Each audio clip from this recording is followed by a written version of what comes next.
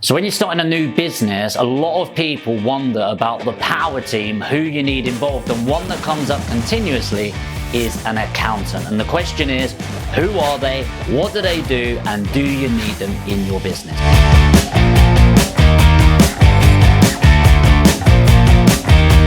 So when you're setting up your new business, one thing you need to do is your end of year accounts. And there's a lot of admin around this. And first of all, if you know nothing about doing it at all, obviously you need to get an accountant. But what does an accountant actually do? Well, of course, you've got your accounts, you've got your compliance, you've got your payroll, but you've also got your tax strategy and, of course, planning your business growth. Now, the latter of those five, your business growth and your tax strategy, actually doesn't matter at the beginning of your journey. A lot of people say a great accountant will save you so much more in tax. Well, that's absolute rubbish, almost definitely for your first year, because your profit margins in your first year are going to be fairly minimal. And people go, no, set up for massive success in your first year. Okay, yes, just not reality. And so paying for a 5, 6, 7, 8, 9, 10,000 a year accountant probably won't do it justice. Nor will you likely need an accountant for the third one, which was payroll right at the beginning. And so it really comes down to the first two, which is your end of year accounts, i.e. financial reporting, and of course the compliance of setting up your property business. So do you need a property accountant? And I'm reinforcing that word property accountant there, because a lot of people, when I started out, was like, you gotta get this guy, he's the best in property, you gotta get this girl, she's the best at property tax advice. The answer is no, you don't. And that's for two reasons. Number one, unless you are directly building a portfolio, which is slightly different, there's a lot of people that do lease options, rent to rents, deal packaging and things like that. I do a lot of deal packaging and they think it's all to do with property, but actually it's not. It's lease agreements that happen to be more to do with trading than property, to be honest. And of course, deal packaging is essentially a marketing and sales business. It just so happens that property is the commodity. There's no tax relief because we're trading on property, apart from stamp duty, which is its own specialist tax advisor, nothing to do with your bread and butter accountant. Likewise, when you're building a portfolio, a property specialist probably isn't going to be needed if you've got one or two properties, especially in your personal name. So you need a generic accountant, ideally with some property knowledge, to get you moving forward. Do they need to be local? A resounding no. If anything, business is becoming more virtual as we go on. Now, I won't mention the word, but the big C-bomb over the last couple of years has really allowed us to expand as a business. Now, business a couple of years ago, before lockdown 1.0, everything was done face-to-face. The big investors would insist on coming to meet me, going for lunch and stuff like that. And then because we've had to work from home, we've had to not go to other countries, Zoom has become more, not just only apparent, but acceptable in business. So we've got people investing millions of pounds now, and they've never met me. Okay, at best, they've gone on a Zoom call, they've seen my face, and that's as good as it gets now. So your accountant doesn't need to be local. I actually think it encourages the financial freedom movement that we talk about quite a lot if they're not in your area. That being said, I would insist on meeting my accountant at least once. Okay, and I don't mean once a year, I mean once. I don't really want to have to meet my accountant very often, but the reason I like meeting them face to face is, do you get on? Do your personalities match? And ultimately, do they align to where you're going? Because there's different types of accountants, which I'll get to in a moment, but if you're the sort of person that's like, look, I want to navigate this as best as possible to get X, Y, Z done, and I'm looking for an accountant that's going to look at ways to exploit the tax loopholes that are there in the most effective legal way possible, then you need that certain personality. Whereas if you are the sort of person where it's just like, look, I just want to surge forward and focus on my business growth, tax is tax, I just need your most anal accountant in the world, then you're going to need a very different personality type. So what you want to do is meet them face to face at least once, maybe twice, get a good feel for it. But after that, it doesn't matter where they are in the UK. I find there's three types of accountants. Number one, honestly, it feels like they work for HMRC rather than you. They seem like a tax collector rather than a tax advisor. And these are what I call paper pusher accountants. By the way, nothing wrong with them, but something you need to get in your head. Just because somebody's an accountant does not mean they are a tax advisor. These are maybe they've just passed their exams a couple of years ago. They are your bread and butter. Pay them once a year, 400 quid, something like that. And they're absolutely fine probably in your first year of business. Then you've got your mid-level accountants. These are people that are learning tax advice. They're getting better and better at it. And actually I find they're really open to conversations. Now this is really important because the bigger you get, the more you'll enjoy tax.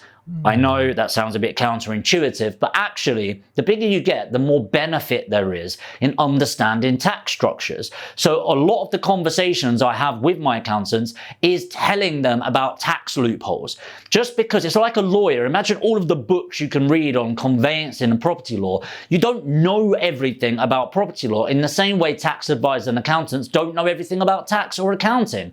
And so having that mid-level accountant is really great where you can have a conversation saying, hey, I've heard about this. Can you look into it for me? They'll go away and do the research. The third type is the shit hot cost a lot accountant, where they will charge you £750 per email. And no, that is not over exaggerated. So do you go for the top tier? No, unless you're doing £3 million to £5 million a year plus, they're just not worth it. The actual efficiency you're going to get in those small loophole differences is not going to be a big deal. Do you want to go for your tax collectors, the ones that seem to be working for HMRC? No, probably not. And it really depends on where you want to go. It's okay starting with that for the first year, maybe two, but really you want to find this mid-level accountant that you're able to talk with. So then when it comes from that, how should you pay your accountants and how can you actually tell which one is which? Well, a real common denominator that divides between number one and number two, the tax collector and the mid-level,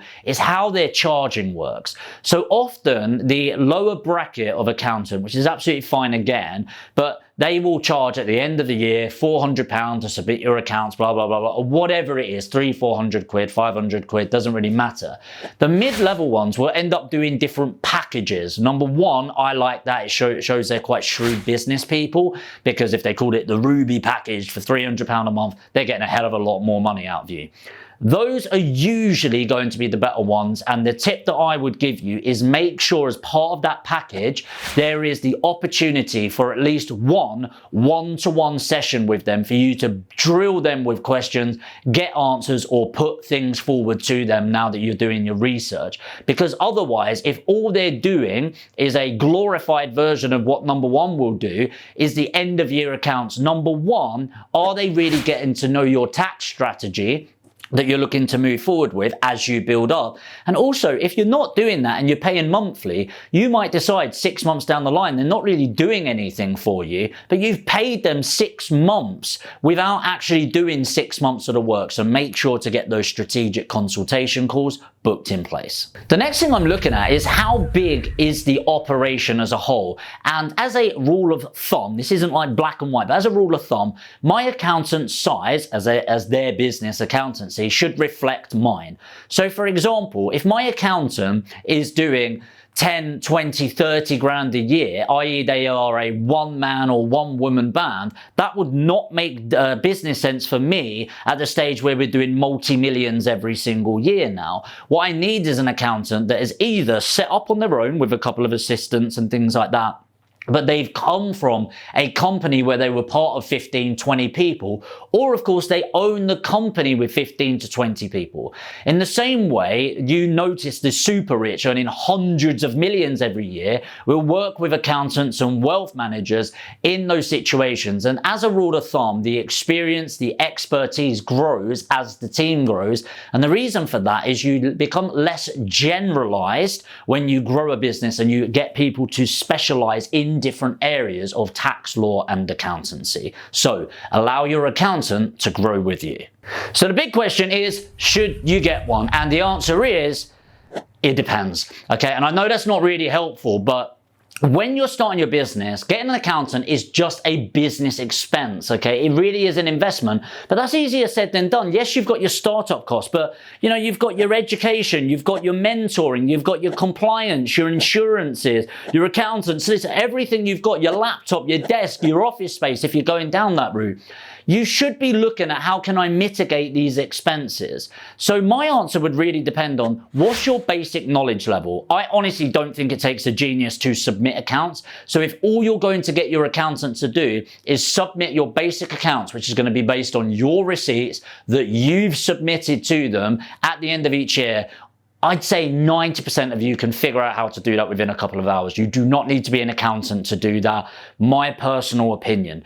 However, if you don't have a clue on it and you are intending on having a successful business, my personal recommendation would be get a decent one that is giving you some one-to-one time on a monthly basis, or even a Zoom call as a group on a monthly basis to get your more generalized questions answered. I think that will make a big difference. So that's really it for today. I really just wanted to give you some advice around what an accountant does, should you have one, and what sort of bracket you should be looking at. If you got value from this video, as always, make sure to leave a comment below on what you got from it. Hit the like button. And if you're new to the channel, make sure to destroy the subscribe button, hit the notification bell, and I'll see you in the next video.